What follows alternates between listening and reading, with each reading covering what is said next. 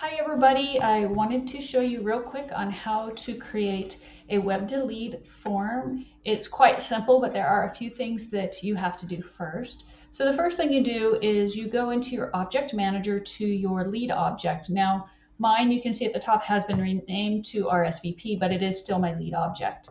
I'm going to go down to lead status, and I'll have created the statuses that I want. If you scroll down here, you can see I've created these and add them, and I removed some other ones. This is all part of creating a new lead process, and this is just a high-level overview of it. After you get your pick list correct, you go to lead processes. You can see I've created one called wedding details, as this is an app specifically for wedding RSVPs. And I've done what I need to do to get these values in my process on the front end. Now, when you've done that, the nitty gritty is this WebtoLead form. This is a code, an HTML code that you're going to create that you can put into another website. When it populates at the other website, you'll have certain information you're collecting. And when you collect that information and somebody hits submit on the form, it automatically goes into your Salesforce org. So it's very easy. You type in WebtoLead over here, you click on WebtoLead, and then you make sure it's enabled. My org is enabled because I've used this before. And it's as simple as creating a WebtoLead form.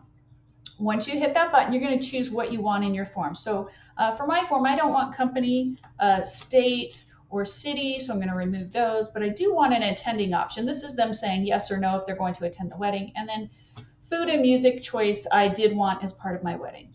Down here in the return URL, this is the page that they go to after they hit submit. Most of the time you'll have a landing page that says, hey, thanks for submitting your information, we got it, or something like that. I'm just going to put in my own personal website here.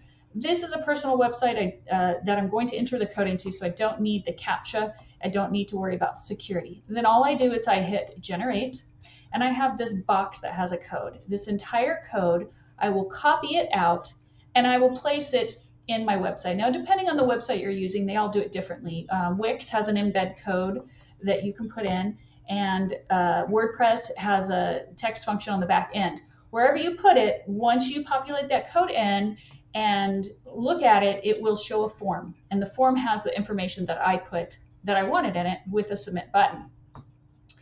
Once you activate it on the page or you publish that page, anytime somebody fills out that form, it automatically, within seconds, sends the information to your Salesforce org. So you can see here, this is my wedding tracker app, and I created a dashboard just to track it. But any RSVPs that are entered would go over here, and you would be able to track it and do whatever you want, but it's a super easy way to create a WebtoLead form.